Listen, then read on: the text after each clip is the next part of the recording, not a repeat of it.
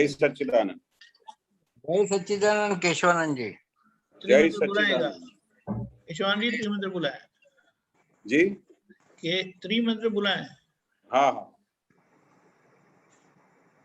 नमो वितरागाय, नमो वितरागाय, नमो अरिहंताणम, नमो अरिहंताणम, नमो सिद्धाणम, नमो सिद्धाणम, नमो आयरियाणम, नमो आयरियाणम, नमो वज्जायाणम, नमो वज्जायाणम, नमो लोये सव्व साहुणम, नमो लोये सव्व साहुणम, ऐसो पंचन मुक्कारो, ऐसो पंचन मुक्कारो, सव्व पावपणासनो, सव्व पावप्पणासनो, मंगलाणं च सव्वेसिं, मंगलाणं च सव्वेसिं, परमं हवै मंगलम्। परमं हवै मंगलम्। ओम नमो भगवते वासुदेवाय, ओम नमो भगवते वासुदेवाय, ओम नमः शिवाय, ओम नमः शिवाय। जय सच्चिदानंद, जय सच्चिदानंद। जय सच्चिदानंद। जय सच्चिदानंद। जय सच्चिदानंद। सुरेश जी कोई प्रश्न है तो बोलिए, नहीं तो बाद में। पहले उनको कश्यप साहब को, ओके डॉक्टर साहब। फिर मेरा नंबर है जी। सबको जय सच्चिदानंद। जय सच्चिदानंद। जय सच्चिदानंद। दीपक जय जय सच्चिदानंद। सच्चिदानंद। सच्चिदानंद। हाँ जी। पद ये है ज्ञानी पुरुष ना दर्शन थी CD 20। CD 20। हाँ जी।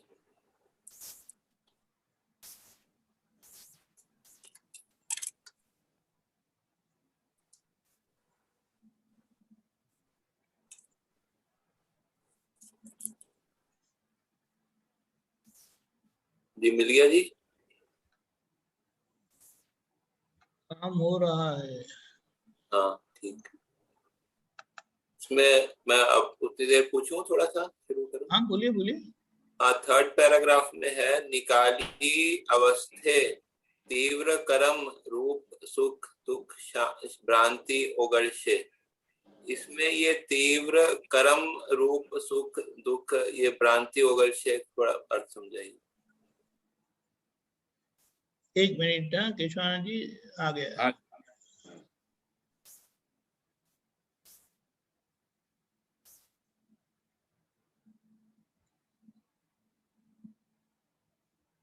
निकालने की अवस्था में तीव्र कर्म रूप सुख दुख भ्रांति ये सब डिसॉल्व होंगे, ऐसा कुछ समझ में आ रहा। थोड़ा थोड़ा पूरा बताएं। हाँ ये आ गया। हाँ, निकाली अवस्थे तीव्र कर्म, बरोबर है। वो कविराज के अंदर जो वो एक अंदर दादा ने बार बार हमको ये बताया था कि ये जो भी कर्म है, जो जब उसकी अवस्था होती है, वो अवस्था के हिसाब से जब कर्म आगे सामने आता है तो उस समय हमको ये समझ जाना चाहिए कि ये निकाली है। यानी कोई भी कर्म आता है वो परमानेंट रहने वाला नहीं है, वो निकाली कर्म है। और तीव्र कर्म मतलब हाई स्पीड से आने वाले जितने भी कर्म है वो सब निकाली अवस्था है। जैसे अवस्था सामने आती है बरोबर, उस समय हमको ज्ञान हाजिर रखने का कि ये निकाली है। हर एक संजोग में जो भी अवस्था आती है वो निकाली अवस्था है। रूप सुख दुख भ्रांति ओगर्ष, मतलब वो हर एक प्रकार से, रूप से सुख से दुख से जो भी भ्रांति है उसको सबको गलन कर डालेगी। ये रूप की भ्रांति कौन सी होती है? रूप की भ्रांति, रूप की भ्रांति नहीं होती है। ये रूप जो हमारा है ये मेरा रूप है, ये मैं कितना अच्छा लगता हूँ, ये कितना मैं अच्छी तरह से बिहेव करता हूँ, ये पूरे पूरे रूप की तो पूरी बीमारी है। रूप के ऊपर ही तो पूरा अट्रैक्शन आता है। तो ये भी रूप किसका है? मतलब हर एक बात में ये मेरा नहीं है। ये दुख हुआ तो मुझे दुख नहीं हुआ, ये सुख आया तो मेरा सुख नहीं है, ये सब भ्रांति है। वो सब भ्रांति है ना, वो डिसॉल्व हो जाती है। जैसे ही आपने बोला ना कि निकाली अवस्था है, निकाली अवस्था मतलब जो उसका निकाल हो जाने वाला है। अगर आप नहीं भी निकाल करो तो वैसे भी हो जाता है, पर उस समय अपने को ज्ञान हाजिर रख के हर एक अवस्था में हमको उसका संभाव से निकाल करना पड़ता है, तभी ये सब जो है वो भ्रांति सब गलन हो जाएगी, डिसॉल्व हो जाएगी। ठीक है, क्लियर है। आगे थोड़ा इसी पेज के लास्ट पैराग्राफ में जाइए। सहूने मलजो मोक्ष मिलन जग कल्याणक सुख विदाता सहु मंगलमा प्रथम मंगल प्रत्यक्ष प्रगट ज्ञानी पासे। ये सहु मंगलमा प्रथम मंगल प्रत्यक्ष प्रगट ज्ञानी पासे, ये थोड़ा सा इसमें क्या है, सौने मर जो आ मोक्ष मिलन मतलब हर एक जगत के जितने भी जो दादा की भावना थी, हर एक जगत के जीव मात्र को ये मोक्ष का मिलन हो, ज्ञानी पुरुष का कनेक्शन मिले, जो जग कल्याणक सुख विदाता मतलब विदाता में सबके सामने जगत कल्याण के सुख के बारे में ही दादा ने सोचा, किस तरह से जगत का कल्याण हो। वो पूरे उनकी पूरी ब्रह्मांड में जो है विदाता को प्रार्थना चलती रहती थी कि भाई ये सबको सुख मंगल करके दो।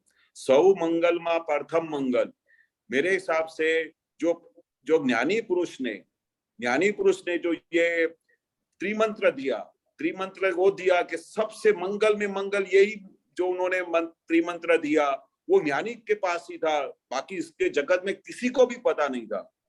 ये जो त्रिमंत्र का जो मिलन किया, जो अगर वो दादा ने बताया कि भाई जो मंगल में मंगल प्रथम मंगल कौन सा है कि त्रिमंत्र है, जो जिसमें तीनों धर्मों को एक जगह के एक प्लेटफॉर्म पे बिठा दिया, तो उसको उस मंगलमय मंत्र को जपने से सर्व प्रकार के सब मंगल हो जाते हैं। और सबसे पहला में पहला मंगल दादा ने मंगलानम च सर्वेसी मतलब सर्व मंगल में मंगल, ये मंत्र है। तो उसको सबसे पहला मंगल क्यों बोलते हैं?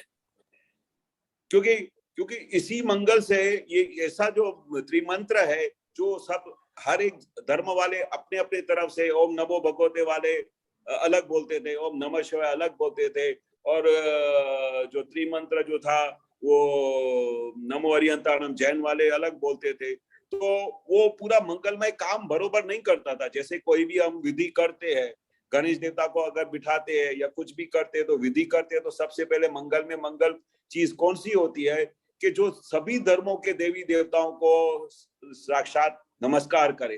तो पहले हम किसी एक को करते, एक को नहीं करते, तो वो मंगल कैसे हुआ?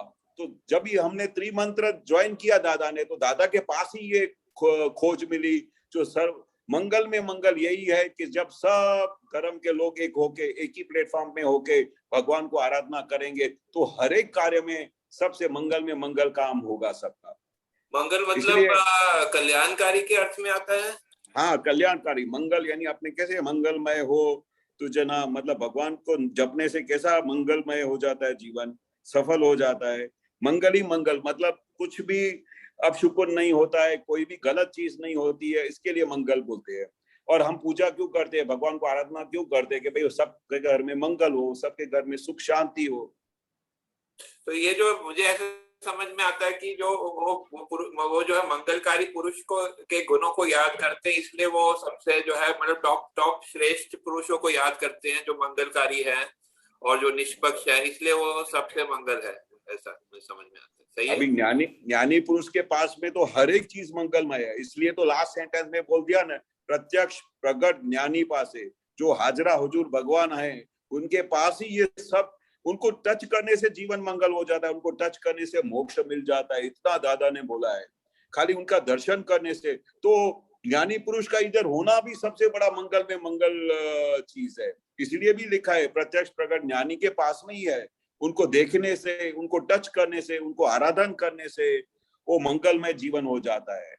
इसलिए बोला ज्ञानी पुरुष खुद भी हम उनको लास्ट मोमेंट पे आके उसका फाइनल डिसीजन ले सकते हैं, उसका पृथक्करण करके कि ये दादा जो कविराज कहना चाहते हैं कि प्रत्यक्ष प्रगट ज्ञानी पास से ही सब कुछ मंगलमय का प्रथम मंगलमय का स्टार्टिंग होता है।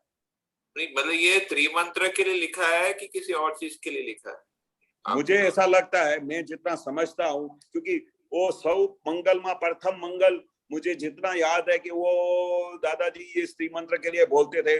और अगर और कुछ दीपक आनंद जी को मैं पूछूं कि अगर वो उनको इनके सिवा और कुछ याद आ रहा हो। जय सच्चिदानंद, ये जो पद है ज्ञानी पुरुष ना दर्शन थी, ज्ञानी पुरुष के संबंध में, लेकिन ज्ञानी पुरुष जो प्रत्यक्ष है, जब प्रत्यक्ष होते हैं तो वे ही परम मंगल होते हैं। हाँ, सही बात। जब प्रत्यक्ष नहीं होते हैं तब वो त्रिमंत्र हमारा मंगलमय करवाता है, क्योंकि वहाँ ये लक्ष्य के साथ हम नमस्कार करते हैं कि इन महापुरुषों को मैं नमस्कार करता हूँ। यानी सही एड्रेस, सही पता वाला व्यक्ति को, पता वाले व्यक्ति को, सही गुण वाले व्यक्ति को हम नमस्कार करते हैं। आप समझे? इसीलिए आखिर में बताया ये मंगल, प्रथम मंगल प्रत्यक्ष प्रकट ज्ञानी पुरुष है। लेकिन ये प्रत्यक्ष तो होते नहीं ना कभी, इसीलिए जब ये प्रत्यक्ष होते हैं तो वो खुद ही त्रिमंत्र का प्रतीक है, खुद उनकी हस्ती, उनका होना ही। जब नहीं प्रत्यक्ष तो फिर त्रिमंत्र। हाँ, फिर मंत्र का हो जाता है वो। हाँ, ठीक है, क्लियर। अच्छा, नेक्स्ट पेज में जाइए तो उसमें लास्ट पैराग्राफ में है सर्वांगे सात्विक शुद्ध उपयोग सिद्धार्थ अमृत टपकंते सर्वांगे सात्विक शुद्ध उपयोग। इसका अर्थ समझाइए। सर्वांगे शुद्ध सात्विक शुद्ध उपयोग सिद्धार्थ अमृत।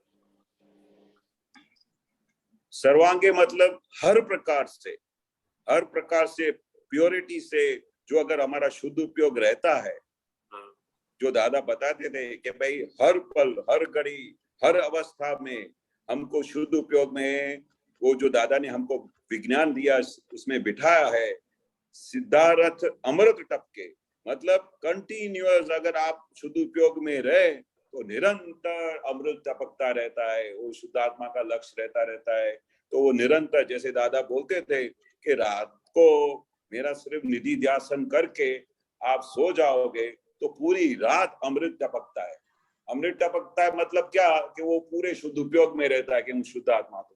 दादा ज्ञानी पुरुष का निधि ध्यान किया तो दिन रात उसके अंदर पूरी रात उनको अमृत टपकता है। तो यहाँ सात्विक क्यों लिखा है? सात्विक उपयोग के साथ में सर्वांगे सात्विक मतलब प्योर।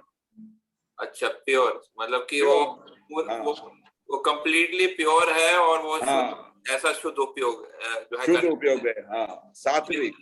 जैसे सात्विक। सिद्धार्थ का क्या अर्थ होता है यहाँ पर? सिद्धार्थ जो सिद्ध करने वाला अमृत जो टपकता है, वो पूरा सिद्ध गति तक लेके जाने वाला अमृत टपकता है। सिद्धार्थ जिसने सिद्ध किया हो सभी गुणों को।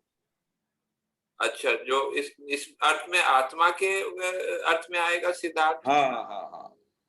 आत्मा का मतलब ये जो जब वो अमृत टपकेगा तो उसको सिद्धार्थ बना देगा ना। सिद्धार्थ मतलब फुल स्टेज पे लेके जाएगा, फुल स्टेज के लिए। हाँ, सिद्धार्थ के लिए। अच्छा, ठीक है। निधि ध्यान से रहो श्वासोश्वास। फिर वो कविराज प्रार्थना करता है कि हे दादा भगवान, निरंतर आपका निधि ध्यान रहे हर श्वास में। ऐसा मैं श्वास लूं तो उस समय मुझे दादा दिखाई देने चाहिए। हर श्वासोश्वास में मुझे आपका निधि ध्यान रहे। माणियो मुक्ति सुख त्रि साजे मतलब अगर मुझे ये श्वासोश्वास निधि ध्यान मिल गया, शुद्ध उपयोग में रह के हमारे पूरे शरीर के अंदर जो प्योरिटी आ गई, अमृत टपकता रहेगा, तो निरंतर श्वासोश्वास का निधि ध्यान रहेगा। फिर उसके बाद क्या होगा कि मुक्ति सुख आप मान सकोगे, अनुभव कर सकोगे। त्रिसाजे क्या होता है? हाँ, त्रिसाजे का शब्द पूछना पड़ेगा, मीनिंग क्या है मेरे को नहीं मिला थोड़ा। दीपक आनंद जी, आपको मालूम है त्रिसाजे किस संदर्भ में बताया? मुक्ति माण्यू त्रिसाजे, मुझे तो मन वचन काया लगता है। तो इसका क्या कहना चाहते हैं? मन वचन काया या फिर तीनों समय में। हाँ, तीनों समय हो सकता है, यानी त्रिकाल। हाँ। अच्छा, और ये सर्वांगे सात्विक शुद्ध उपयोग थोड़ा आप आपका बता सकते हैं आपको क्या? सर्वांग का एक मतलब यह भी होता है कि सभी अवस्थाओं में सात्विक यानी परम पवित्र शुद्ध उपयोग होने से सिद्धत्व का अर्थ यानी सिद्धत्व का हेतु से अमृत टपकता रहता है सर्वांगे मतलब सभी आपने क्या? अवस्थाओं में। अच्छा, सभी अवस्थाओं में, ठीक, क्लियर हुआ। धन्यवाद केशवनाथ जी। जय सच्चिदानंद। जय सूर्य जी। जय सच्चिदानंद केशवानंद जी। जय सच्चिदानंद प्रभु, जय सच्चिदानंद। जय सच्चिदानंद। हमारे दीपिकानंद जी बहुत वो करते हैं अंधकार को दूर करने के लिए। हाँ। कविता याद आ गई मेरे को अभी कि अंधकार से लड़ने को एक अकेला जुगनू संकल्प यदि चुन लेता है तो एक अकेला जुगनू सब अंधकार को हर लेता है। हाँ, सही बात। डॉक्टर, हाँ, मैंने पूरी मेहनत कर रहे हैं साहब। मेरे मन में एक प्रश्न आया था कि यह आत्मा परमात्मा कब बनती है साहब? हाँ? आत्मा परमात्मा कब बनती है? अरे वाह, कब बनती है? आत्मा परमात्मा तभी बनती है जब उसको आत्मा का अनुभव होता है, जो ज्ञानाकार होता है। आत्मा तो आत्मा ही है। आप ऐसा जब तक शब्द रूप है तो आत्मा है, पर जब परमात्मा हो गए, जो दादा बोलते हैं कि हमारे अंदर भगवान प्रकट हुए हैं, साक्षात परमात्मा है, ऐसा बार बार बोलते हैं, ऐसा नहीं बोलते थे। और आत्मा परमात्मा कब बनती है? कि जब उसका फुल प्रकाश का अनुभव हो जाता है, साक्षात्कार हो जाता है। तब तक आत्मा है पर अनुभव में नहीं आया है, पर तभी परमात्मा का पद तब आ जाता है कि जब पूरा उसको सांस निरंतर का शुद्ध उपयोग रहे, हर पल छुटापना रहे, निरंतर की जागृति रहे और उसका वलन मोक्ष तरफ हो और केवल ज्ञान की तरफ गाड़ी चल पड़े, तो वो परमात्मा पद में आ गया। और फुल प्रकाश नहीं हुआ है। फुल प्रकाश तो तब रियल, होगा। अभी तक तो रियल और हम रिलेटिव को देखते आए। रियल का तो क्या है, कुछ समझता ही नहीं है कि रियल है कि नहीं है, क्या है, कुछ रियल करते रहते। क्योंकि क्या है, जब तक जिंदा मनुष्य रहेगा ना तो मोक्ष जा नहीं सकता, और मरा हुआ मनुष्य की आत्मा मोक्ष से वापस आ नहीं सकती। मरा हुआ मनुष्य की आत्मा मोक्ष से वापस आ नहीं सकती। तो अभी ये कुछ समझ में ही नहीं आता है कि रियल कब गया, कब आया, कहाँ जाएगा। बस रियल का अनुभव करते रहते हैं। हाँ, आत्मा का कभी विनाश होता ही नहीं है। आत्मा परमानेंट है, वैसा का वैसा ही है। न उसको कोई गर्मी छू सकती है, न उसको ठंडी छू सकती है, न उसको दुख छू सकता है। कहीं भी से वो हमेशा हर पल प्योर ही रही है। खाली हमारे पास उधर बादल आ जाने की वजह से, उसके अंदर आवरण आ जाने की वजह से, भ्रांति की वजह से उसका पूरा प्रकाश समझ में नहीं आता है, दिखाई नहीं देता है। बाकी उसी अज्ञान दशा में तो जो आप बोलते हो वैसा ही है, उसको पता ही नहीं चलता है कि कौन गया कौन आया। ये बादल और अपन ये बोलते हैं ना भ्रांति, ये शब्द दोनों, ये तो क्या रिलेट वो साइंटिफिक सर्कमस्टेंसेस में आता है ना सब। साइंटिफिक स्ट्रक्चर में वो तो एविडेंस की बात है ना, पर ये तो भ्रांति। ये बादल आया और ये वो आया, ये आया, कौन सा बादल आया? सर्कमस्टेंसेस है ना आत्मा की। कौन सा बादल आया? हाँ वही तो, वही बरसात वाला। बरसात वो दिखाई नहीं देता, आवरण जिसको आवरण माने वो, दैट इज सब it coming in the part of the scientific circumstances. नहीं, साइंटिफिक सर्कमस्टेंस एविडेंसेस तो मतलब वो संयोगी पुरावा है, जिसको भाई जो व्यवस्थित नाम की शक्ति बोलते हैं। आवरण तो अलग बात है ना। वो रिलेटिव पार्ट का है ना सब। हाँ, पर रियल पार्ट में आत्मा को हमेशा अलग ही रहा है। ये तो आवरण की वजह से, भ्रांति की वजह से, अनादि जन्मों से अगर वो भ्रांति उनकी निकली नहीं है, जो दादा वो फ्रैक्चर करके दो टुकड़ा करके अलग कर देते थे, तब उसके बाद तो वो आत्मा का साक्षात्कार हो जाते, फिर तो अनुभव होता है। फिर तो ऐसा लगता ही नहीं है कि मैं इधर गया कि नहीं गया। वो तो पता ही चलता है कि देह चला गया, मैं तो वहां पर परमानेंट सुख हूँ। अभी मेरा अभी सीधा महाविद्य क्षेत्र में जाने का टाइम आएगा और वहां से सीधा मोक्ष चला जाएगा। वो हमारे लिए तो क्लियर है, जगत के लिए भले अंधेरा हो। आपने बहुत दूर की बात कर दी। कि महाविद्य क्षेत्र तो बहुत दूर हो गया, अभी तो इधर जरा सा है ना, कोरोना का इतना डर लगता है कि घर से बाहर निकला नहीं जाता था। नहीं नहीं, वो तो थोड़ा वो तो क्या है, तो अभी अभी बाहर अभी की अभी दादा नहीं महाविद्य बोलते हैं। क्षेत्र तो अभी बहुत दूर की बात है। नहीं नहीं, बहुत दादा ने गारंटी दी है कि अगर आप मेरी आज्ञा में रहो तो बाकी तो 15 अवतार भी महाविद्य क्षेत्र का दर्शन नहीं होगा। अगर आप मेरी आज्ञा में नहीं रहते हो तो दादा ने कहा गारंटी दी है कि महाविद्य आपका जब तक एक एक परमाणु चौथे आर्य जैसा नहीं बनेगा तब तक तो महाविद्य क्षेत्र आपको खींचेगा भी नहीं, और आप खुद जा भी नहीं सकते हो। नहीं, दादा आपको भेज सकते हैं। किसी ने पूछा दादाजी को, दादा अभी महाविद्य क्षेत्र में हम कैसे जाएंगे? बोला महाविद्य क्षेत्र में ना कोई आपको लेके जाएगा ना मैं लेके जाऊंगा, पर महाविद्य क्षेत्र में वो उनके आपके जो परमाणु है वो चौथे आर्य जैसे हो जाएंगे, वो क्षेत्र आपको ऑटोमेटिक खींच लेगा, आपको जाने की जरूरत नहीं है। ये तो हमको लक्ष्य में दादा ने गारंटी दी है कि जो आप मेरी आज्ञा में रहते हो तो हम गारंटी देते कि 1-2 अवतार में सीधा आप महाविद्य क्षेत्र चले जाओगे। तो उसको हम चौकड़ी कैसे मान सकते हैं? और वो तो जो जिन लोगों को हमने छिले एंड स्टेज में देखा है, जिनकी परिणति देखी है, तो हमको तो लगता ही है कि 100% ये सब जो जितने महात्मा है वो सीधे महाविद्य क्षेत्र के ही लायक है। हम उनके साथ जब बैठते हैं, उनसे बातें करते हैं, उनके अंदर की परिणति के हम जब बातचीत करते हैं और उनका सब परफॉर्मेंस देखते हैं, तो हमको लगता है कि ये जीव सब जो है ना दादा के जिनको जो मिले हैं, उनका जो पुरुषार्थ है ना, वो तो 100% उनको महाविद्य क्षेत्र में लेके जाएगा। बाकी हमको अभी ये ऐसा बोलने की जरूरत ही नहीं है कि भाई अभी हमको पता ही नहीं चलता है कौन जन्म लेता है कौन मरता है। इतना बड़ा विज्ञान खुला किया दादा ने, अभी भी हमको कहां से अभी ये शंका रहेगी? दादा बोलते हैं मैंने ऐसा ज्ञान दिया है कि आप निशंक हो गए हो, अभी नहीं दादा ने प्रकार की शंका नहीं है। नहीं दादा ने बहुत शॉर्ट में रियल, रिलेटिव, अवस्था, व्यवस्था, ये जो 5-6 शब्द यूज किए हैं ना साहब, तो इसके अंदर पूरा निचोड़ आ गया है आपके जीवन का। अब वो अवस्था नहीं समझ में आती है ना व्यवस्था समझ में आती है। हाँ, तो ये जो है ना अभी वो अवस्था व्यवस्था में रिलेटिव फंसा रहता है। भले वो फंसा रहे, भले वो पूरा जीवन फंसा रहे और फंसा रहेगा भी, पर अपने को उसको देखने का है। वो ज्ञान दिया है ना दादा ने, छुटापना का ज्ञान दिया है। भले चाहे आप कितना भी अवस्था में डिसॉल्व हो जाओ तो भी आपको पता चलेगा, ऐसा ज्ञान दिया है दादा ने कि अभी यहाँ डिसॉल्व हो गए। ये शब्दों में फंसा हुआ है, मैंने ये शब्द है ना, अवस्था आ गई लो और उसकी व्यवस्था हो गई, तो वो रिलेटिव पार्ट है ना, उसी में फंसा रहता है सब। क्योंकि रियल वो समझ नहीं पाता है कि रियल क्या है, कि रियल मैंने रियल तो अभी किसी ने, मैंने अच्छे डॉक्टर और साइंटिस्ट नहीं समझ पाए रियल क्या चीज है। पर वो सबकी बात थोड़ी है, वो सबके लिए थोड़ी बात है। जब आप जैसे किसी ने प्रश्न किया दादा को, तो भाई ये दादा ये आपका ये ज्ञान ऐसा सब लोग कैसे समझेंगे? तो दादा ने बोला कि अबजोपति इस जगत में कितने होते हैं? अरे अबजोपति भी नहीं समझ पाए साहब रियल को। अबजोपति भी नहीं समझ पाए रियल को।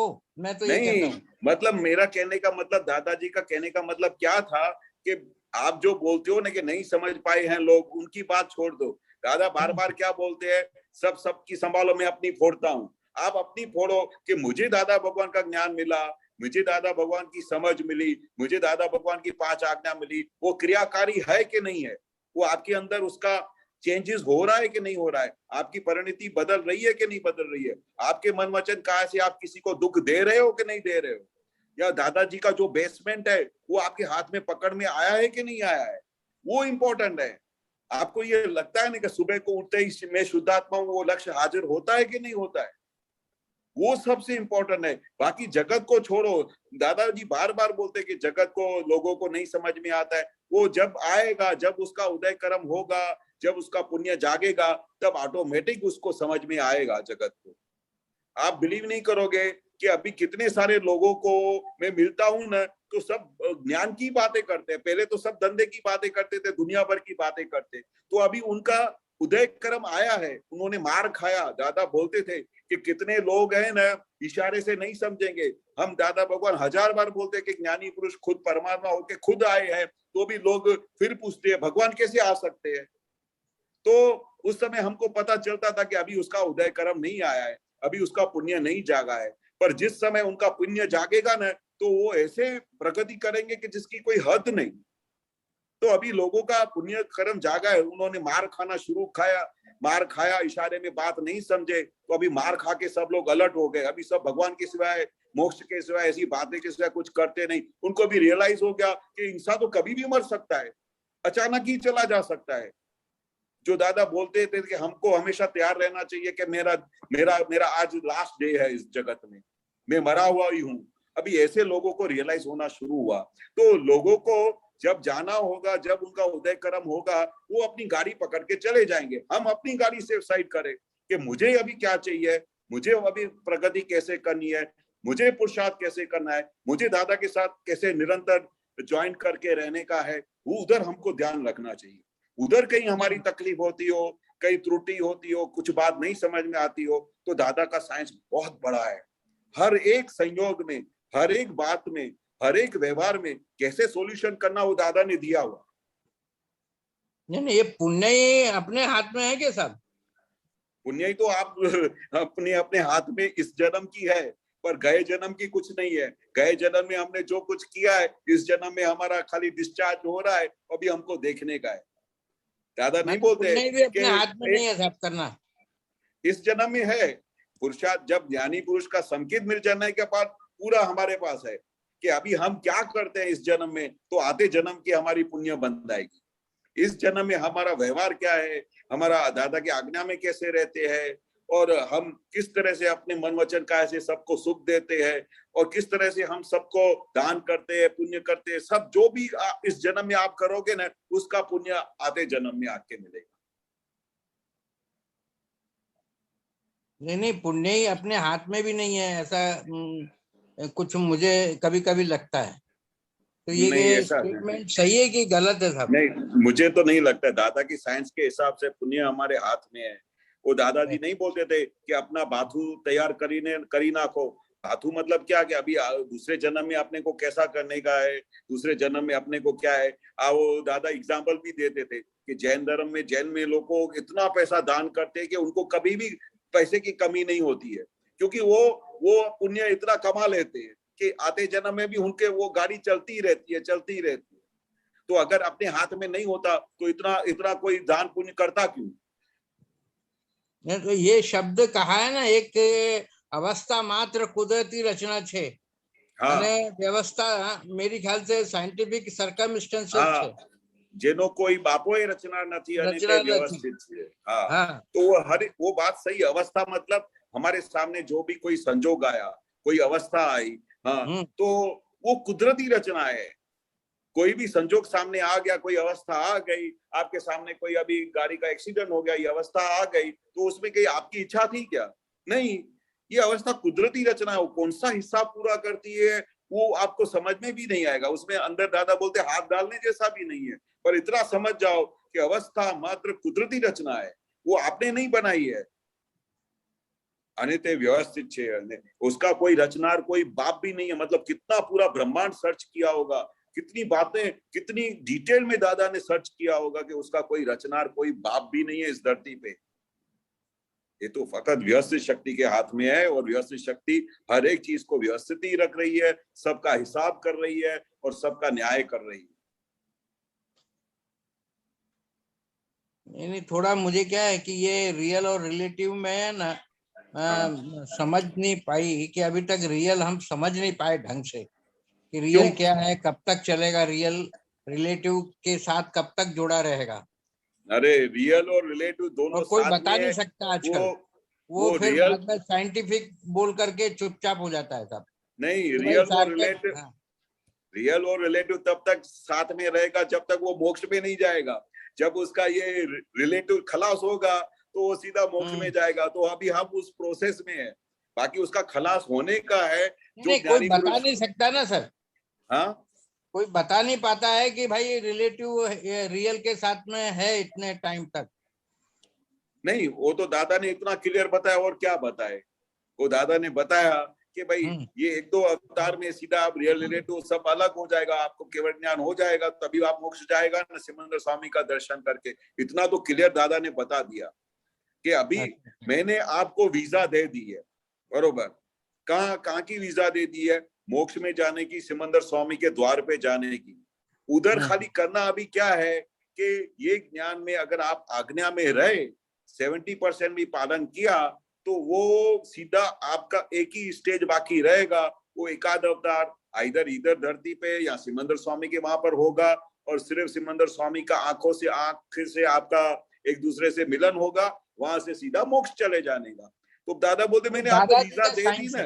नहीं, ये दादाजी का साइंस है साहब मोक्ष जाने का। हाँ, बाकी नहीं, बाकी है ना, अलग अलग धर्मों में मैंने देखा कि जैन धर्म में अलग टाइप से मोक्ष जाने का साइंस बताया था, हिंदू धर्म में अलग टाइप से मोक्ष जाने का साइंस बताया है।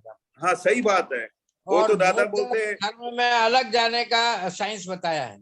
हाँ, वो तो दादा ने क्लियर बौद्ध किया वाले निर्वाण बोलते हैं, हाँ, जैन वाले अलग बोलते हैं, हिंदू वाले बोलते हैं जो वेदों में लिखा है वो अलग टाइप का साइंस बताया मोक्ष जाने का साहब। और दादा ने एक महाविद्य क्षेत्र जैन वालों ने चूज किया है सर। मैं एक बात बताऊं, हर एक चाहे कौन से भी शब्द से उसको देखे, हर कोई हर धर्म वाले कैसे भी शब्द से उसको बोले, पर आप उसका डिटेल में अर्थ तो समझ जाते हैं ना कि मोक्ष यानी क्या, निर्वाण यानी क्या और उसका मीनिंग क्या। वो तो हर एक धर्म वाला अपने अपने हिसाब से ही बोलेगा ना। पर हमको ये बात तो क्लियर की है ना दादा ने कि हकीकत क्या है। हिंदुस्तान में ही है ना मोक्ष है, और उतना दूर कहाँ खरे तू महाविद्य क्षेत्र में जाने का सोचता है।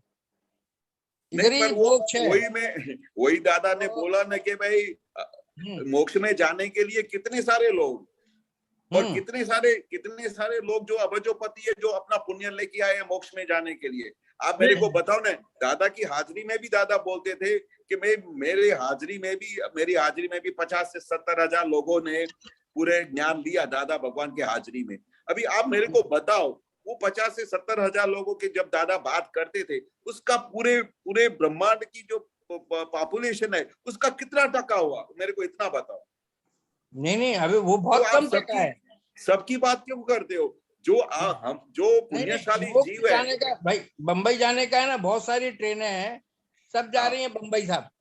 हाँ, तो अभी कोई दिल्ली से जा रही है, कोई कहीं से जा रही है। वो जैसे जिसको कन्वीनियंट होएगा, जिसको कन्वीनियंट होएगा वो वैसे जाएगा ना। बिल्कुल।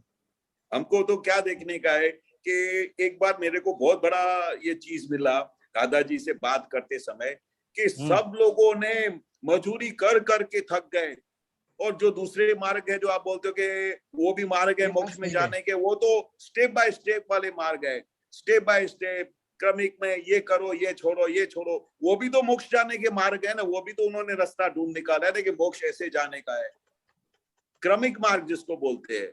ये दादा ने हमारा सब लोगों का जो पुण्य होगा, नहीं, मैंने बताया ना, ये जो 4-5 शब्द आपने बताए ना, जैसे मैंने थोड़ा कभी कभी एनालिसिस करता रहता हूँ, तो ये रियल, रिलेटिव, अवस्था, व्यवस्था, अब उसी में आदमी है ना, अवस्था और व्यवस्था ही में वो फंसा हुआ है ना, समझ पाता है कि अभी ऐसी अवस्था आने वाली है और व्यवस्था वैसी होने वाली है। वो ये दोनों शब्दों में है ना, वो फिर एकदम शांत रहता है बिल्कुल सब जगह, ना अवस्था की चिंता करता है ना व्यवस्था की चिंता करता है। फिर पर हर एक का अलग अलग जाके बैठ जाता है सब।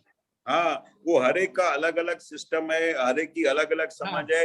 दादाजी के पास इतने सारे महात्मा आते थे, हर एक को सेम बात अलग अलग नमूने से इसी पड़ती थी, अलग अलग नमूने से वो एडजस्ट करते थे, अलग अलग नमूने से वो दादा के वस्तु को पकड़ते थे, क्योंकि जितना उसका डेवलपमेंट होगा, जितनी उसकी समझ होगी, वो उसके हिसाब से चलेगा। आता है ना ये साइंटिफिक सर्कमस्टेंसेस, अब वो क्या हो जाता है, साइंटिफिक जब हम बोलते हैं तो उसको है ना, you have to clarify how it is scientific. तो फिर वो कर्मों में आ जाता है कि पाछला कर्मों में आऊ करियो तो ना, वैसे पूर्व जन्मों में इस तरह के कर्म किए थे तो इसको भोगना पड़ा। वो तो सही बात है, पर वो क्या है कि वो अज्ञान दशा की स्टेज में कैंसर की बीमारी आई, वो अज्ञान दशा वाले लोग में ऐसा बोल सकते हैं, पर दादाजी के साइंस में तो ऐसा नहीं है ना। वो तो अगले जन्म में जो चार्ज किया होगा, जो जैसे आपने टेंडर भरा होगा, वो सब आपको सामने मिलता है। अभी दादाजी की साइंस और बाहर के लोगों की साइंस में बहुत फर्क है। आप उस समझ को ये दादा बोलते हैं ना कि ये आश्चर्यकारी ज्ञान प्रकट हुआ है। आप इसको इतना मजाक मत समझो। ये लोग तो कुछ भी बोलेंगे, लोग तो दादा बोलेंगे संसार तो आउच छे, ऐसा ही चलता रहेगा। उसमें से अलग कुछ जगह पे निकले हैं, जिसको बोलते हैं दोहरी मार्ग, मतलब अलग मार्ग दादा ने ढूंढ निकाला है मोक्ष में लेके जाने के लिए। बाकी तो दादा खुद भी बोलते थे कि हम तो उसी मार्ग से आए हुए हैं, बहुत मेहनत करके आए हुए हैं, क्रम से आए हैं, कितने सारे क्रम पूरे करके आए। एक भाई कह रहे थे कि तुम सिर्फ हमारा नाम, भगवान लोग किताबों में भी लिखा है, शास्त्रों में भी लिखा है, क्योंकि ड्यू टू हिंदू हैं हम लोग, तो उसमें लिखा है कि हरे कृष्णा हरे रामा बोलते रहोगे इस्कॉन वाले तो तुम मोक्ष में चले जाओगे, हरे कृष्णा हरे रामा भजते रहोगे तो भी सिर्फ भगवान का नाम के उच्चारण से भी मोक्ष मिल सकता है। मैं बोला भैया तुम लोग कैसे जाओगे, ये पूरे ढोलक पूरे दिन बजाते रहते हो और ये चिल्लाते रहते हो रोड पर। तो उन्होंने बोला कि नहीं खरे भाई, तुमको मालूम नहीं है, this is also one way to go to moksha. मैं बोला अच्छा। तो he is giving to start for the lecture, देने लगा ऐसा है ना वैसा है ना ये है ना वो है। मैं बोला भैया चल जान दे, अब जो भी कुछ है तेरा। दादा ने सही बोला। जी दादा ने सही बोला कि आखा दिन आप आत्मा आत्मा आत्मा करते रहोगे, ये वो शुष्क ज्ञान है, इससे कुछ रिजल्ट नहीं आने वाली है, कुछ नहीं। हाँ, आपको कुछ लाभ मिलेगा, संसारिक सुख मिलेंगे, ऐसा सब होगा। ऐसा नहीं है कि वो करने से उनको कुछ नुकसान होगा, पर पौद्गलिक सुख मिलेंगे, धन मिलेगा, वो मिलेगा, पर मोक्ष मिलना इम्पॉसिबल है।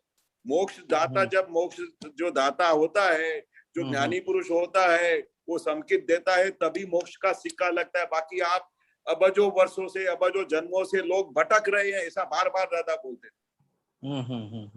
अबजो जन्मों से भटक रहे हैं। हम सब कुछ लोग बहुत ही पुण्यशाली है जिनको दादा का कनेक्शन मिला है। वही दादा बोलते थे कि आपको पता नहीं है कि आप कितने पुण्यशाली हो। नहीं बात सही है। नहीं ये जो साइंटिफिक सर्कमस्टेंसेस शब्द है ना साहब, रिलेटिव पार्ट के लिए, ये है ना माने लागू पड़ता है वो पास्ट लाइफ का। साइंटिफिक सर्कमस्टेंशियल एविडेंसेस जो आते हैं, वो वैज्ञानिक सहयोगी पुरावा देते हैं कि भाई ये चीज कैसे बनी, पास्ट लाइफ ऐसा था। हाँ, तो उसके कारण ये इसका माने प्रॉब्लम आया, इसकी अवस्था बिगड़ी। हाँ, पर वो भी व्यवस्थित है। नहीं व्यवस्थित तो वो माने साइंटिफिक की वजह से हुआ। साइंटिफिक सर्कमस्टेंशियल एविडेंसेस जो इकट्ठे हुए, उसके हिसाब से कोई भी कार्य बनता है।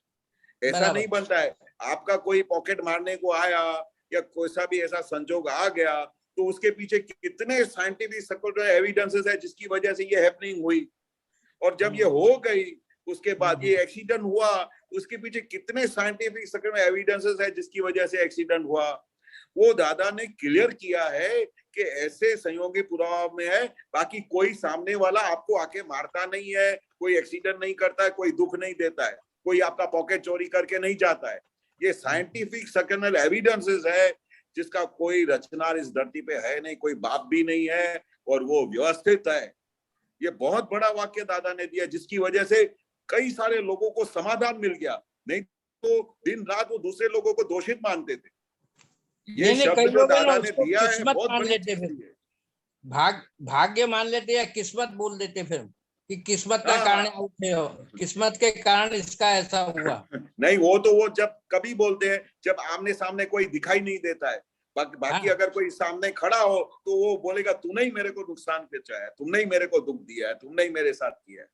वहां पर ये काम लगता है कि अरे यार, ये उसने दुख नहीं दिया है, ये हमारे कितने संयोगों पुरावा से ये हैपनिंग हुई है और ये व्यवस्थित शक्ति का पूरा रिजल्ट आया है। अभी उसको समझो कि ये हमारा लॉटरी लगा और इसको समाधान करके अभी शांत से ज्ञानी पुरुष जैसे ज्ञानी समझा के गए हैं, इस बात का समाधान करके संभाव से निकाल करो। इतना तो दादा ने क्लियर बताया हुआ है, बहुत क्लियर बताया। नहीं तो इतना तो मैं जानता हूँ कि आदमी शांत रहता है, क्योंकि साइंटिफिक सर्कमस्टेंसेस के कारण है ना, वो चुपचाप ही रहता है, अवस्था व्यवस्था में पड़ा रहता है, समाधान रहता है। बैठने मिला तो ठीक है, नहीं मिला तो अभी ठीक है। हाँ, नहीं बहुत बड़ा समाधान रहता है सर, जिसको समाधान ही समाधान है पूरे जीवन में। जिसके पास बहुत ज्यादा बुद्धि हो ना, वो तो आदमी कोलैप्स हो जाए अगर ये इसको साइंस नहीं मिले। नहीं, शांति मिली रहती है साहब उसमें, क्योंकि रिलेटिव पार्ट है ना, वो सब एक शब्द है ना दादा के, कुछ हिसाब, फाइल, ये शब्द है ना, वो पूरा माने इस तरह से दादा बहुत ने, बड़ा समाधान, बहुत बड़ा बड़ी समाधान है। अरे उस जमाने में आप बिलीव नहीं करोगे, अभी तो बहुत फैशन वाली दुनिया हो गई है। मैं उस समय बॉम्बे में था ना, तो ये दादा ने जब ये 4 वाक्य बोले थे ना, भोगवे नी भूल, अथरामन टारो, बन्यू रे न्याय, अरे एडजस्ट एवरीवेयर, वो लोगों ने बड़े बड़े 5-5 करोड़ के जो फ्लैट्स थे ना, उसमें उधर बड़े बड़े शब्दों में डाल दिया था, किचन में डाल दिया था, ड्राइंग रूम में डाल दिया था। वो इतना काम करते थे जिसका कोई वर्णन नहीं हो सकता है साहब, वर्णन नहीं हो सकता है। तो ये क्यों वो लगाते थे कि हर पल मुझे याद रहे कि मुझे एडजस्ट होने का है, हर पल मुझे याद रहे कि अभी कौन भोग रहा है, कि मैं भोग रहा हूँ, सास भोग रही है कि बहू भोग रही है। उनको समाधान हो जाता था, सास का भी समाधान होता था, बहू का भी समाधान होता था। 2 भाई आपस में लड़ रहे हो, किसी ने सामने से पढ़ लिया, भोगवे नी भूल, बन्यूते न्याय, just everywhere, on the spot समाधान हो जाता था। इसलिए हर जगह पे ये पोस्टर लगाते थे। क्यों? दादा का साइंस है, वचन बड़ है, और वो हर पल उनको कितना भी बुद्धिशाली आदमी हो ना, उसका बुद्धि फेल हो जाता है और ऑन द स्पॉट समाधान में आ जाता है। ये दादा ने कमाल का एक एक वाक्य वचन बड़ का दिया है, नहीं तो लोगों को, बुद्धिशाली लोगों तो 1 मिनट के लिए भी चैन से बैठ नहीं सके। ये एक प्रश्न कभी कभी ये भी आता है, रियल का कुछ हिसाब किताब है कि नहीं साहब? रियल सबके साथ जुड़ जाता है तो कुछ है सब, ये रियल का कुछ गुणा भाग है कि नहीं साहब संसार में? रियल तो दादा बोलते हैं ना, आत्मा का क्या हिसाब है, वो मोक्ष स्वरूप हिसाब है। नहीं, अभी क्या है कि ज्ञाता दृष्टा परमानंदी स्वभाव है, उसका और कोई स्वभाव है ही नहीं, वो अनंत गुण का धाम है। ज्ञान से तो फिर बचेगा कौन सा? बचेगा ये रिलेटिव को चला देंगे, और रहेगा क्या? आत्मा रहेगा, अनंत गुण वाला, नहीं, अनंत आत्मा तो चली जाएगी मोक्ष में सर।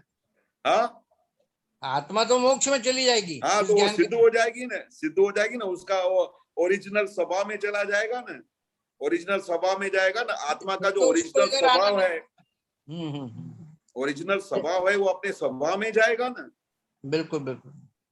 वो कब तक ये वो पुद्गल में आके नहीं बताते कि दादा पुद्गल में आके फंस गया है आत्मा, अभी वो क्या चाहता है कि मैं छूटूं इससे कैसे करके छूटूं, तभी वो छूटेगा, तभी वो मोक्ष में जाने के लिए तरस रहा है ना अभी।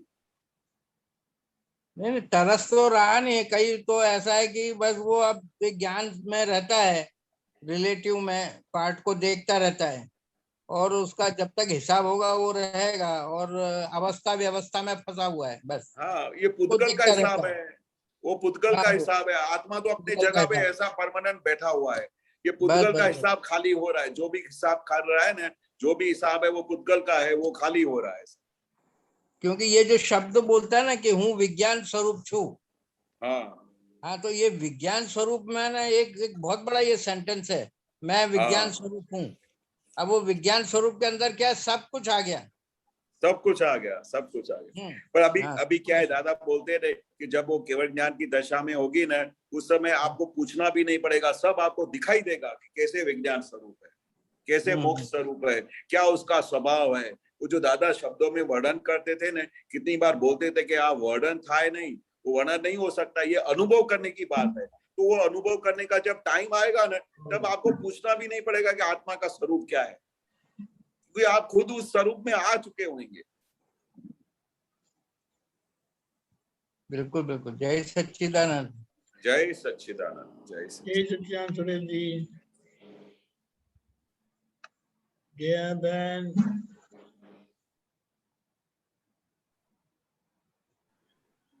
जय सच्चिदानंद केशवान जी, जय सच्चिदानंद, जय सच्चिदानंद। गुण यह परमानेंट है और धर्म टेम्पररी है। फिर से बोलिए। गुण, हाँ, बरोबर। गुणो ए परमानेंट है અને ધર્મ ટેમ્પરરી છે। गुणो यानी आत्मा के जितने भी गुणों है जितने भी उनके दादा ने एक्सप्लेनेशन किया है कि आत्मा कैसे अनंत सुख का धाम है, अनंत ज्ञान वाला है, जो उनके गुण है वो परमानेंट है, वो कभी भी चेंज नहीं होते। पुद्गल चेंज होता रहेगा, सब कुछ, शरीर बदल जाएगा, चेहरा बदल जाएगा, पर जो आत्मा के जो गुण है वो परमानेंट है, वो कभी बदलते नहीं है।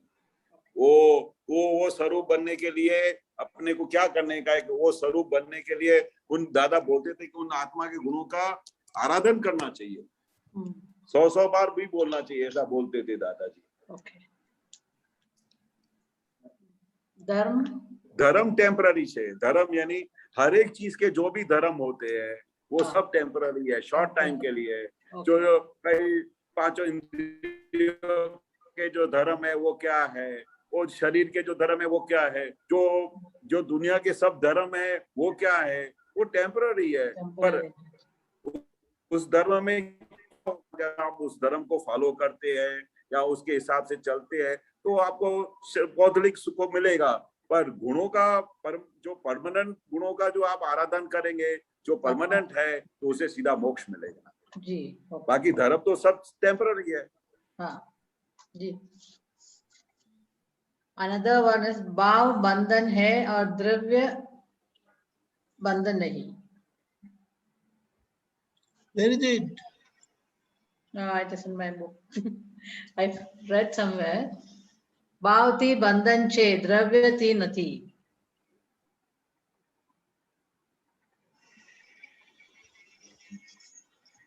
भाव थी बंधन छे। हाँ, अभी जो भी भाव किया आपने कि भाई मुझे मेरे बेटे को इस तरह से शादी करवानी है, या मुझे इस जगह पे जाने का है, या मुझे मोक्ष में जाने का है, वो क्या आपने क्या बोला, भाव क्या है? बंधन। बंधन है, उससे बंधन मिलता है। द्रव्य जो हमने को मोक्ष में लेके जाने का है, वो उसका फाइनल सेंटेंस क्या है? द्रव्यति नथी। द्रव्यति नथी, जो अपने को दिखाई देता है, शरीर से जो दिखाई देता है वो उससे बंधन नहीं है। ओके। जो भी दिखाई देता है आंखों से, जो द्रव्य है, जो उससे कोई बंधन नहीं है। ओके जी। जय सच्चिदानंद। केशव जय दीपक सच्चिदानंद। भाई जय सच्चिदानंद। जय सच्चिदानंद। ओके।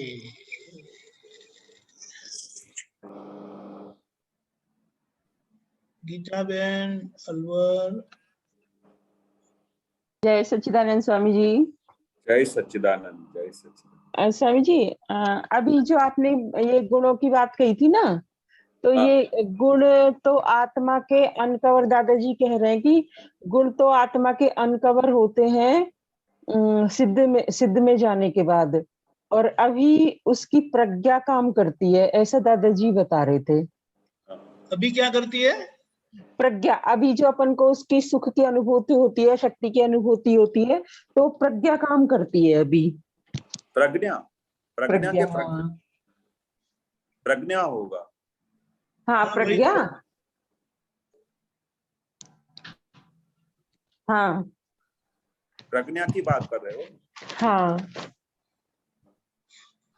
मतलब उसमें आप क्या कहना चाहते हैं कि भाई? मैं ये कहना चाहती हूँ कि मैं कल वो पढ़ रही थी दादाजी के आत्मवाणी 13, तो दादाजी कहते हैं कि जो गुण है ना आत्मा के, अनंत ज्ञान, अनंत दर्शन, अनंत शक्ति, अनंत सुख, ये अनकवर तो परमानेंट अनकवर तो सिद्ध क्षेत्र में जाने के बाद ही आत्मा को स्वयं की स्वानुभूति होती है। अभी प्रज्ञा रूप में काम करता है वो, उसकी प्रज्ञा के रूप में।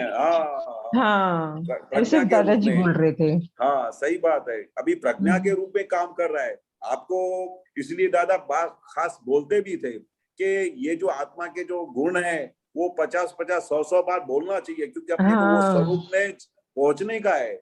उस स्वरूप पे जब पहुंचेंगे तो उसका पूरा उगाड़ हो जाएगा, खुला हो जाएगा, फिर वो पूरा। पर वहां पर पहुंचने के लिए प्रज्ञा शक्ति हमको हेल्प करती है, इसलिए प्रज्ञा शक्ति को दादा बोलते थे वो अंदर से कि आप ये बार बार बोलते रहना है। हाँ, आप समझे? तो ये प्रज्ञा शक्ति अंदर अपने को उस मुकाम तक लेके जाने के लिए दादा बोलते हैं बहुत बड़ा काम कर रही है। और प्रज्ञा शक्ति कब प्रकट होती है?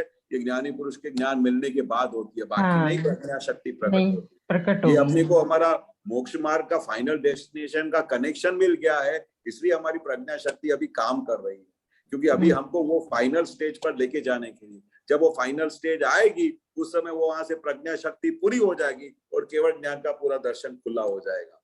तो वो दादा बोलते थे कि भाई वो आपको उस समय खुद ही दिखाई देगा। अभी हमारे को शब्द में तो सब समझ में आ गया है, हमको प्रतीति बैठ गई है, लक्ष्य भी हो गया है, पर अनुभव में आने का वो बाकी है। वो जो उसके लिए दादा ने बताया कि अभी ये पुरुषार्थ पर हो। इस तरह से हमको आज्ञा देते थे कि आत्मा के जो गुण है उनके जब भी फ्री टाइम मिले उस समय 100 बार बोलते रहो, मैं अनंत ज्ञान वाला हूँ। तो ऐसे धीरे धीरे ये खुलता जाएगा, ये सब अंदर धीरे धीरे सब जो आवरण है वो सब टूट जाएंगे और आत्मा के जितने भी गुण है वो सब प्रकट हो जाए। ये बहुत लाभकारी है।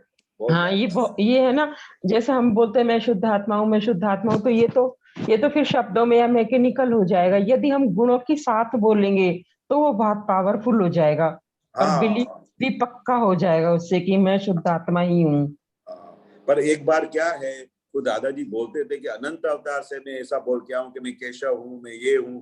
तो दादा बोलते ये अभी आटा तो वापस खोलना पड़ेगा ना। तो धीरे धीरे धीरे वो क्या है, ये हम वो आटे सब वापस खोल रहे हैं। तो मैं शुद्धात्मा हूँ, मैं ये नहीं हूँ, मैं शुद्धात्मा हूँ। ऐसा करते करते करते पूरा जब सहज हो जाएगा ना, तब बोलने की भी जरूरत नहीं पड़ेगी। पर अभी अनादि का अध्यास इतना चढ़ा हुआ है सर पे, तो उसको वो तोड़ने के लिए दादा ने बताया कि ये ऐसा बोलते रहने का। तो ऐसा बोलते रहने से धीरे धीरे धीरे जब आपको छुट्टा हो जाएगा और आपको यकीन में बदल जाएगा कि मैं शुद्धात्मा ही हूँ, फिर आपको हर जगह पे खुद के अंदर भी दिखाई देगा और पूरे जगत में भी शुद्धात्मा और रियल रिलेटिव दिखाई देगा, सहज रीत से दिखाई देगा। पर ये प्रोसेस है, ये प्रगति का मार्ग है। दादा बोलते थे ये प्रगति का मार्ग है, पुरुषार्थ का मार्ग है। जितना आप पुरुषार्थ करोगे उतना आपकी प्रगति होगी, उतना आपको सुख अनुभव होगा। आपको आप पूरे पुरुषार्थ में वो कैसे पता चलेगा कि आपका अंदर का सुख बढ़ेगा। आपको अंदर का सुख बढ़ेगा तो आपको पता चलेगा कि मेरा पुरुषार्थ सही है। परफेक्ट। और स्वामी जी, दादाजी ने एक ऐसे भी बोला था कि मेरी तो कोई पीठ भी देख लेगा ना तो भी मोक्ष है। क्या बोला? फिर से बोलो। पीठ, मेरा तो कोई बैक भी देख लेगा, पीठ भी देख लेगा तो भी मोक्ष में चला जाएगा। 100%। हाँ, लेकिन हाँ, फिर मुझे वहां लगा कि वहां विज्ञान कहाँ काम करेगा। मतलब वो तो भाई पीठ तो एक पुद्गल पार्ट ही तो है ना, वो कैसे किस अंतर में दादाजी कहते थे? वो दादा की क्या बोलते थे कि वो दादा उसका महिमा समझाने चाहते थे कि भाई ज्ञानी पुरुष खुद 14 लोक का नाथ, ब्रह्मांड का स्वामी ऐसे आए हैं। तो उनका कितनी बार तो ये भी बोलते थे कि उनको टच करने से भी मोक्ष हो जाएगा। फिर बोलते थे कि ज्ञानी पुरुष की टोपी का भी दर्शन किया होगा तो भी उसका मोक्ष का कनेक्शन मिल जाएगा। कोई पीठ से भी देखा होगा कि अरे ये दादाजी जा रहे हैं तो भी उसका काम हो जाएगा। ऐसी उनकी महिमा है। ऐसे ज्ञानी पुरुष को वो दादा बोलते हैं ऐसा आपको अहोभाव होगा ना, वो अहोभाव ही आपको मोक्ष लेके जाएगा।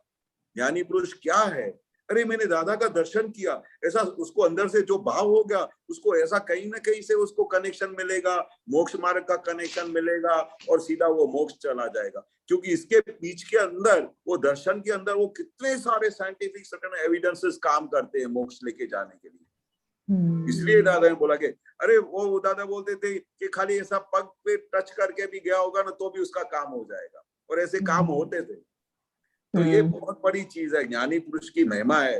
वो ज्ञानी पुरुष क्या है उसका शब्दों में वर्णन नहीं हो सकता था। और जो ये दादा बोलते हैं कि जगत के लोगों को इतनी शक्ति नहीं है कि वो भगवान को परख सके, इसलिए दादा को बोलते थे कि मुझे ऐसा बार बार बोलना पड़ता है कि भाई ज्ञानी पुरुष यानी क्या होते हैं। उनके पीठ का भी दर्शन करेगा तो मोक्ष हो जाएगा, उनका सामने से खाली टच किया होगा तो मोक्ष हो जाएगा, उनका टोपी देखा होगा तो मोक्ष हो जाएगा। ऐसा बोलते थे ताकि लोगों को भगवान की अहमियत का पता चले। क्योंकि नहीं तो दादा क्या बोलते थे कि लोगों को अगर ऐसी आंखें होती तो मुझे ये कहना भी नहीं पड़ता कि ज्ञानी पुरुष आए हैं, काम निकाल के जाओ, मेरे को विधि करने को आना, सत्संग में आना, ऐसा बोलना चाहिए। अगर भगवान मिल गया हो तो फिर कुछ बोलने की जरूरत है। पर हमारे लोगों को दादा बोलते थे कि उनको ऐसी आंखें ही नहीं है जो हीरे को परख सके, इसलिए ज्ञानी पुरुष को अलग अलग बार नहीं तो 100 बार 100 अलग अलग चीजें बोली होगी दादा ने कि ज्ञानी पुरुष यानी क्या। ज्ञानी पुरुष यानी मोक्ष का दान देने वाले दाता है। ज्ञानी पुरुष जो मोक्ष लेके जाते हैं। ज्ञानी पुरुष जो अनंत जन्मों के सबके पापों को भस्मीभूत कर देता है। ज्ञानी पुरुष यानी जो हर घड़ी हर पल लोगों को सुख देता है। कितनी सारी बातें बोली है। पर ये दादा का ये बहुत बड़ी चीज थी कि जो दादा बोलते थे कि ताकि लोगों को भगवान के लिए अहोभाव पैदा हो, और वो उनके अहोभाव पैदा हो गया तो वो भाव ही उसको मोक्ष लेके जाएगा। और स्वामी जी जैसे अभी ये बात कर रहे थे कि स्वामी नारायण भगवान के या कृष्ण भगवान के जो भक्त हैं, कृष्ण कृष्ण राम राम करते हैं, तो कभी कृष्ण जब तीर्थंकर बनकर आएंगे तो मोक्ष की प्राप्ति तो इनको होगी ही, क्योंकि आत्मा तो स्वतः ही ऊर्ध्वगामी क्षेत्र में जाता ही है। तो कई बार मैं ऐसा सोचती हूँ कि किसी का कुछ भी व्यर्थ तो नहीं जाता ना। कभी कृष्ण भगवान जब आएंगे तो वो तीर्थंकर भगवान कराएंगे तो मोक्ष की यात्रा तो उनको मिलेगी ही नहीं। डिस्कनेक्ट हो गए स्वामी जी आप? हाँ लगता है, एक मिनट।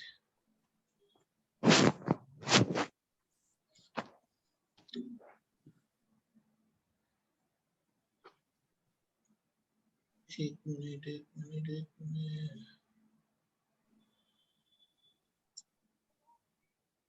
ये बात सही है कि जो लोग अनजाने में भी जो अभी श्री कृष्ण बोलते हैं या श्री राम बोलते हैं, तो वो पुण्य इकट्ठी कर रहे हैं कि जो पुण्य का स्टॉक बनने के बाद उनको कहीं ना कहीं जो हाजिर है उनका कनेक्शन मिल जाता है।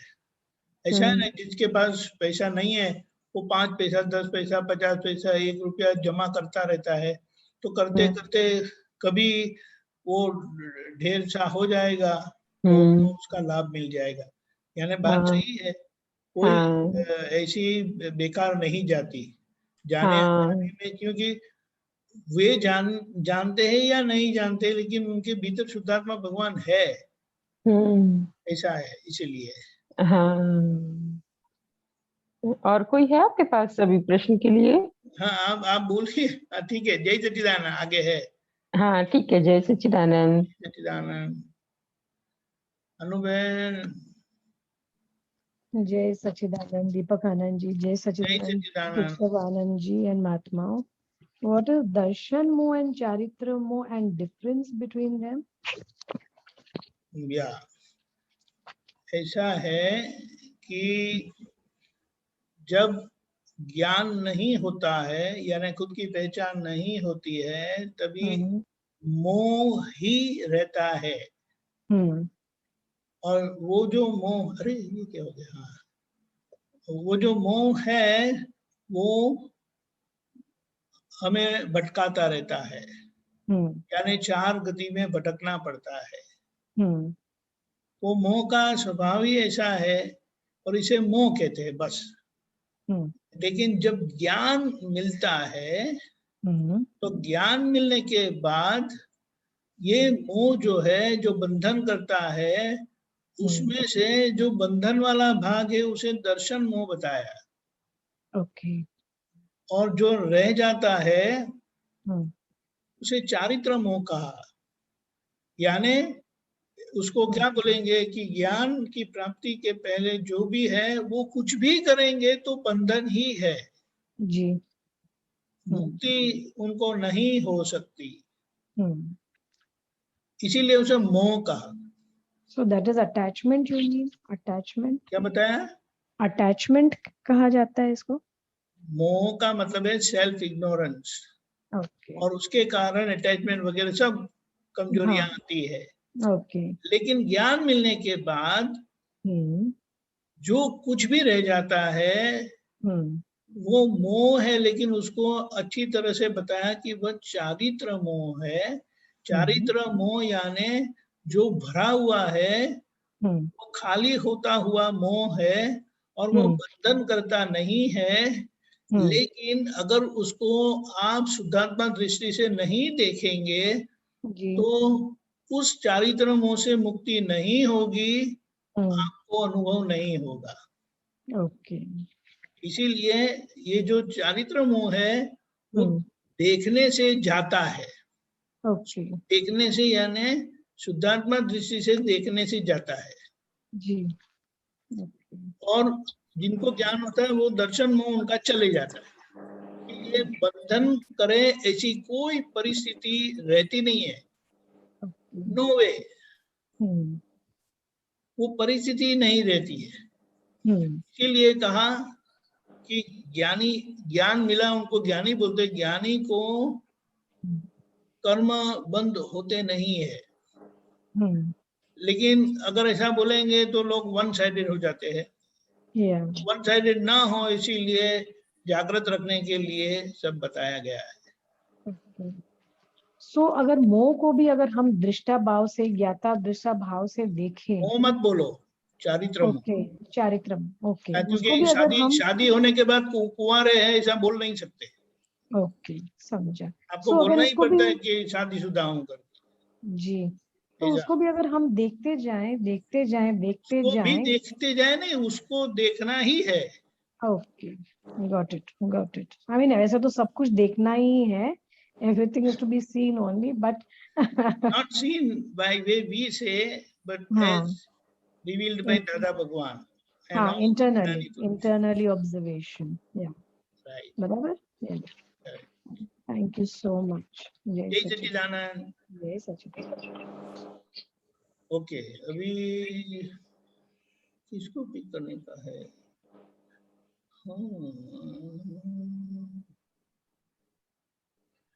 वैसे हमारा समय हो चुका है, लेकिन अगर किसी को एक प्रश्न पूछना है तो हम समय है थोड़ा सा। ओके हेमा बहन बोलिए, अनम्यूट करिए पहले। કર્યું हाँ बोलिए। હમણાં આપતા સૂત્ર વાંચતી હતી, એમાં હતું કે કોઈ પણ દાદાજી કહે છે કે કોઈ પણ ક્રિયા તમે કરો એને બંધન છે. હવે આ જે સત્સંગ કરીએ છે એ પણ ક્રિયા તો થઈ છે જ, તો એ બંધન કહેવાય કે શું કહેવાય? આ પ્રશ્ન પૂછીએ, તમે જવાબ આપો છો, એ સ્વાધ્યાય રૂપે આપણે કરીએ છીએ જે કરીએ છીએ. કારણ દાદાએ તો કીધું તું બધું પાંચ આજ્ઞામાં તમે રહો તો તમને મળે, પણ એ દાદાએ સિદ્ધાંત બધા આપ્યા, પણ સિદ્ધાંત આપણને સમજમાં આવવા જોઈએ, એના માટેનો સત્સંગ હોય. એ બંધન છે કે શું જ કહેવાય એમ?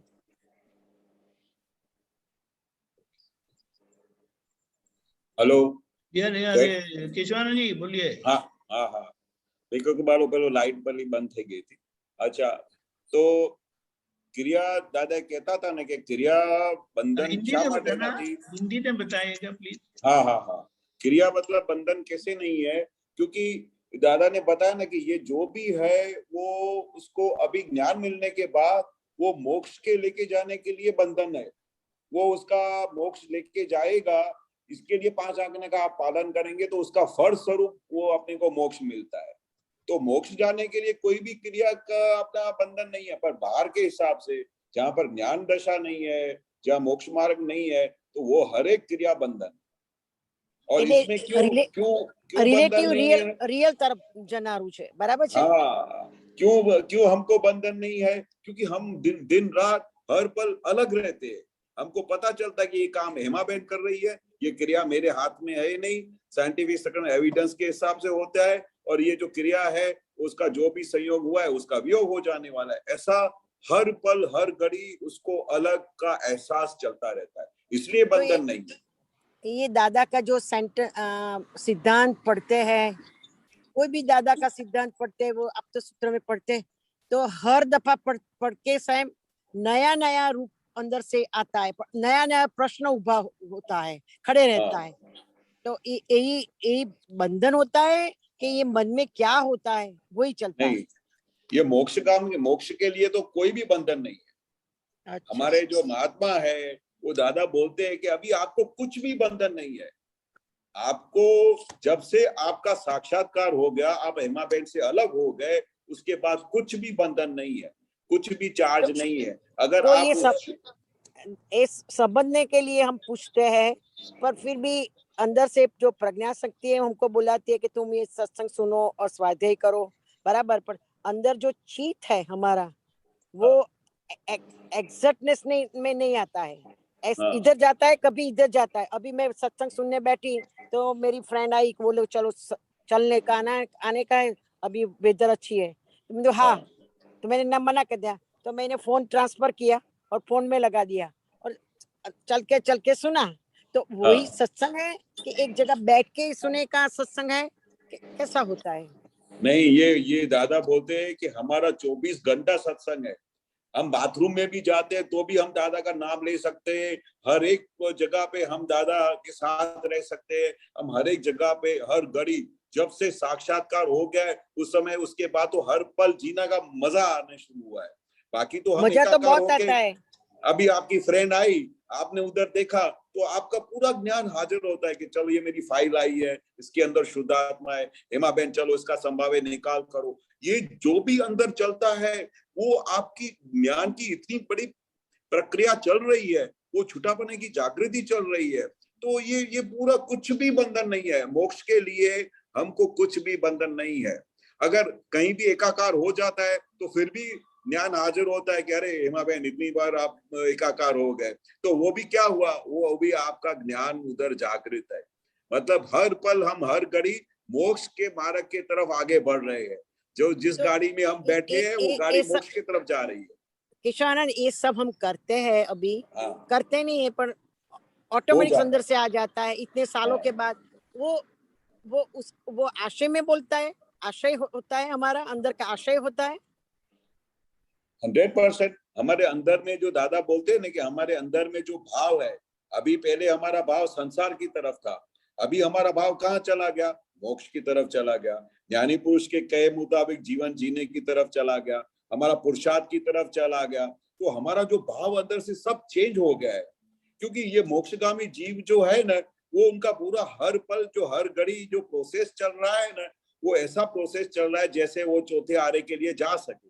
जैसे दादा ने एक सिंपल बात बोली कि भाई चौथे आरे के जाने के लिए अगर इधर हम सबको मन वचन का कि एकात्म भाव हो जाएगा तो वो चौथा आरा जो है हमको खींच लेगा। क्योंकि तो वो पूरा दिन हमारे को तो सत्संग अंदर से चलता है, क्योंकि अभी कीर्तन भक्ति आएगी और आरती आएगी, बाद में 9 बजे हमारा न्यू जर्सी का सत्संग चलता है, वो 11 बजे खत्म हो जाता है, बाद में वो 11:30 सत्संग आता है, वो भी सारा दिन सुन के सब बोलते हैं कभी कि तुमको कंटाला नहीं आता, मेरे को नहीं आता, कभी बोलते मेरे को ये सत्संग नहीं सुनने का, फिर भी चालू हो जाता है। एक कैसे हो जाता है अंदर से वो मालूम नहीं पड़ता। वही आशय बोलते हैं और भाव बोलते हैं।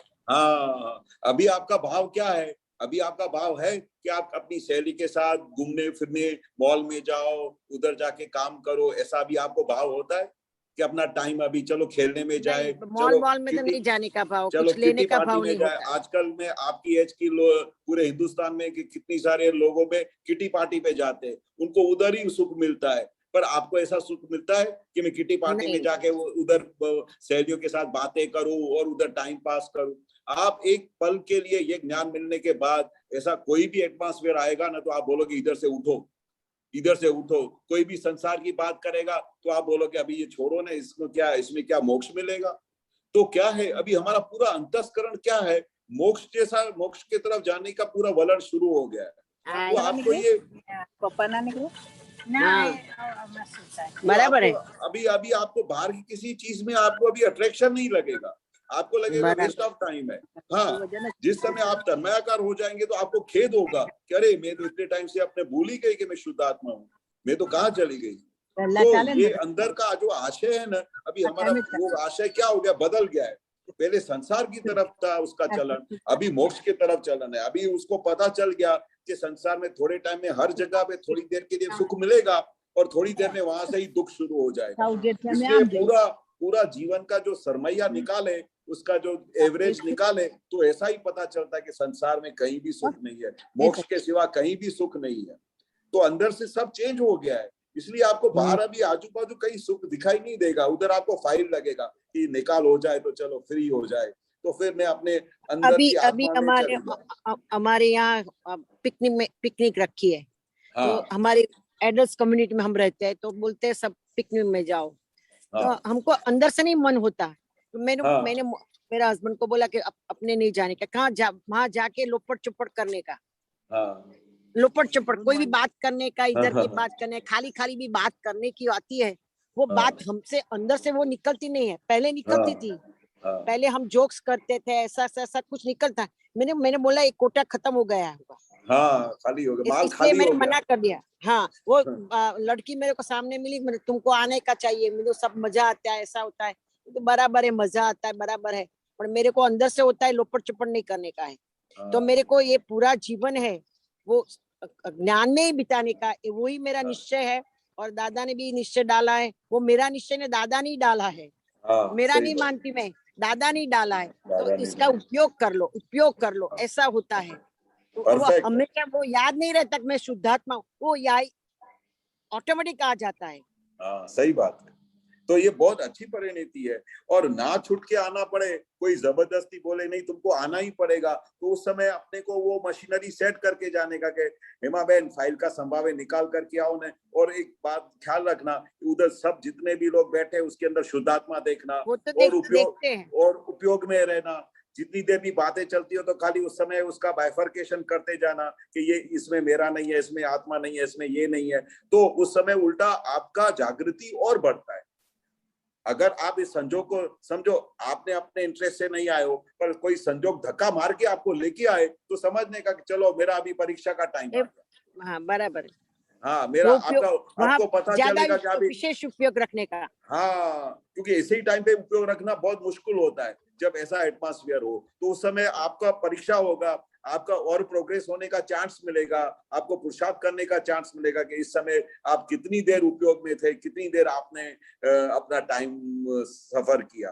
बाकी दादा नहीं बोलते थे कि ये ज्ञान मिलने के बाद तो 1 मिनट के लिए भी हमको ऐसा चीज मिले तो उस समय खेद होना चाहिए कि आज अपना टाइम वेस्ट हो गया, अपना ये हो गया।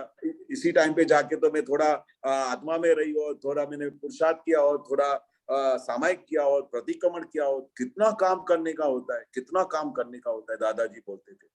तो अपने को उस समय ज्ञान हाजिर रखने का संजोग आ गया, जबरदस्ती का संजोग आ गया।